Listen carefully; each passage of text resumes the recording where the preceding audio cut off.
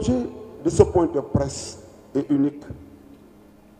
Il s'agit, pour notre parti, l'Alliance pour la République, de revenir sur les principaux sujets abordés par le président du PASTEF lors de son show médiatique du 8 novembre 2025. Nous connaissons tous,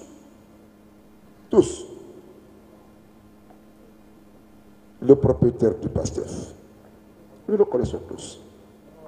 Nous connaissons son conflit permanent avec la vérité et la morale. Son coût immodéré de l'accusation gratuite. Sa propension à réduire son horizon politique à la calomnie, à la violence systématique et à ses élans hussards. Le 8 novembre 2025,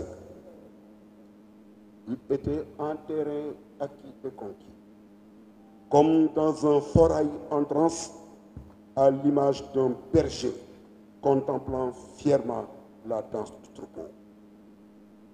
Ce fut pour lui une occasion supplémentaire pour verser dans la rengaine, pour servir des thèmes serinés sans cesse, pour assumer les marqueurs identitaires du PASTEF avant de tenir des propos d'une extrême gravité.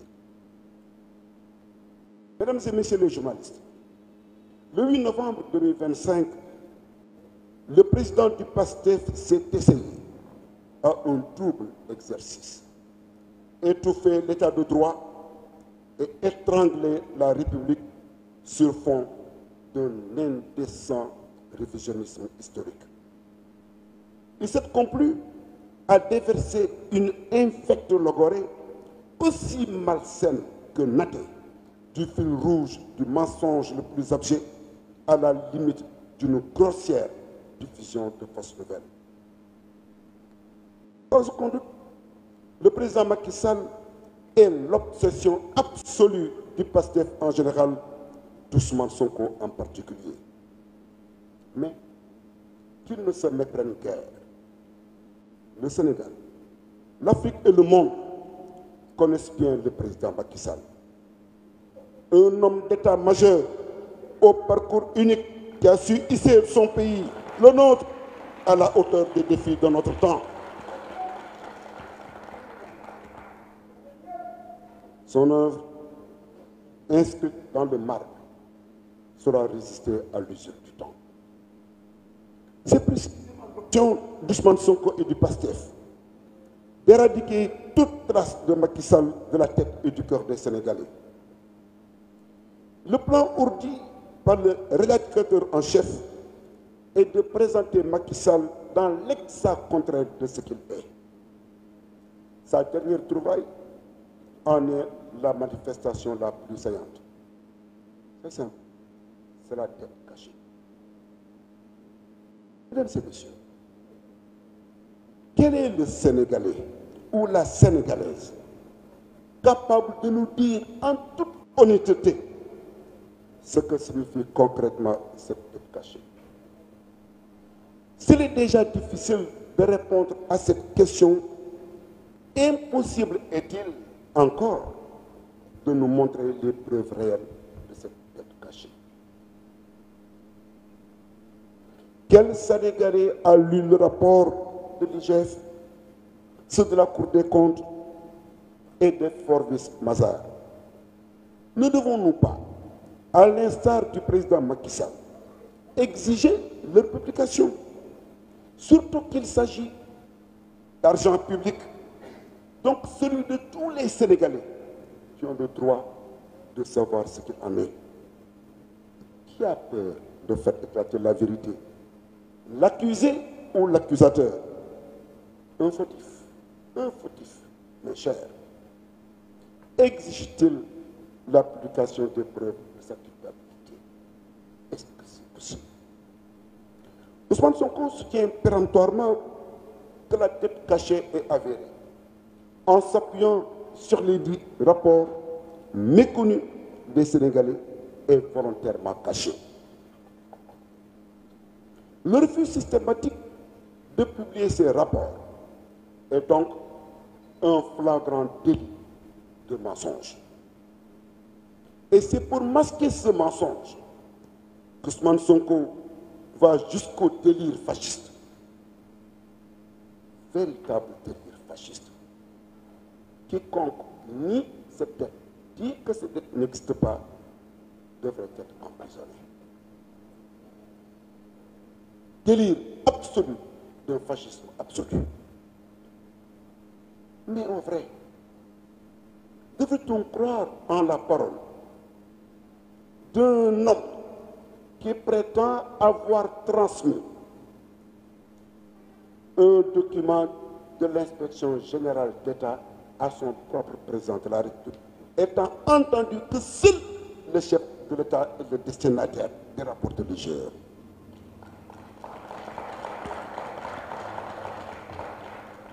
Est-il possible de croire en la parole de cet individu? Seulement, certainement. Il y aura quelques-uns qui diront oui, mais c'est impossible. À la vérité, ce mensonge est l'ultime branche à laquelle s'agrippe Ousmane Sonko pour accuser le président de la Macky Sall de haute trahison et de pouvoir imposer la dissolution de notre parti. L'Alliance pour la République fait partie, c'est important ce que je vais vous dire, mesdames et messieurs. L'Alliance pour la République faisait partie d'un régime associant des forces patriotiques, démocratiques et républicaines dans une coalition inédite que fut Benno Bokk Yakaar. Elle en fut même l'épine dorsale. Notre parti a assumé avec tous ses partenaires stratégiques, courageusement, fermement, la défense de la République d'Ousmane Sonko, engagé dans un mortel combat, dans une violente entreprise de destruction, tant de nos institutions que de notre vivre ensemble avait tenté d'ensevelir. C'est avec fierté que nous avons tous combattu les ingénieurs du chaos, les rentiers de l'émeute, de la guérilla et de l'insurrection, contre l'aventurisme et le vandalisme qui ont mené à la mort d'innocents jeunes. Nous nous étions mobilisés au nom de la République, de la nation et pour le Sénégal. L'Alliance pour la République est un parti qui croit en la démocratie et en la République, qui respecte l'état de droit et défend toutes les libertés. Jamais, en 17 ans d'existence, elle n'a dérogé à l'une quelconque de ses valeurs fondatrices, celles qui forgent son identité propre.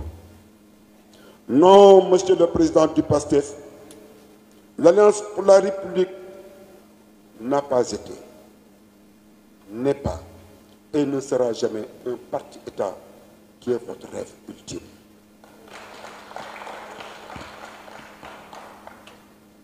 Mesdames et messieurs, le président du PASTEF ment.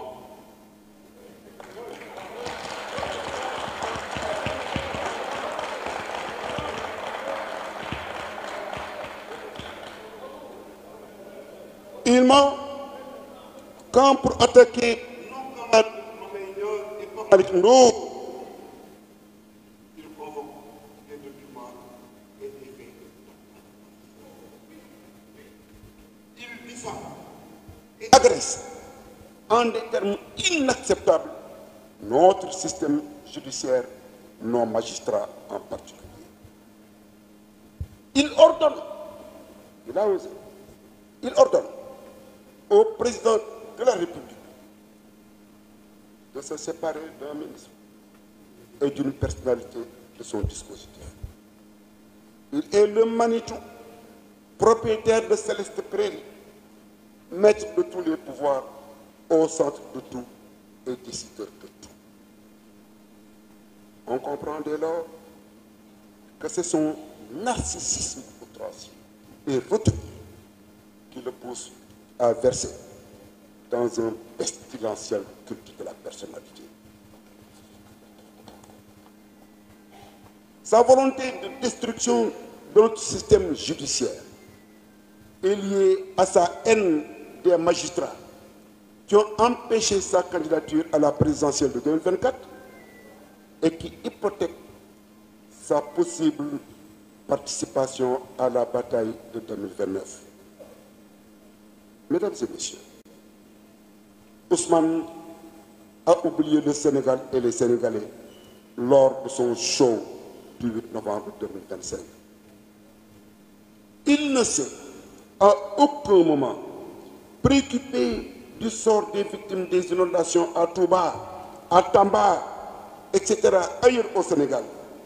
Il a ignoré royalement les souffrances de nos compatriotes qui ploient sous la cherté de la vie, la baisse du pouvoir d'achat, le chômage massif, le blocage de l'économie, notre faillite diplomatique, notre rupture avec le système financier international.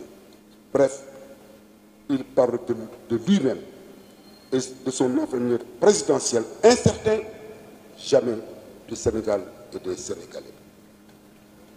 Bref, si Ousmane Sonko a réussi son rendez-vous avec le PASTEF, c'est parce qu'il a raté son rendez-vous avec le Sénégal et les Sénégalais. Dans tous les cas, notre parti, en parfaite harmonie avec l'opposition politique et les mouvements citoyens en lutte, se prépare à une rude bataille contre un pouvoir de plus en plus lâché par l'écrasante majorité de nos populations. Mesdames et messieurs, je vous remercie.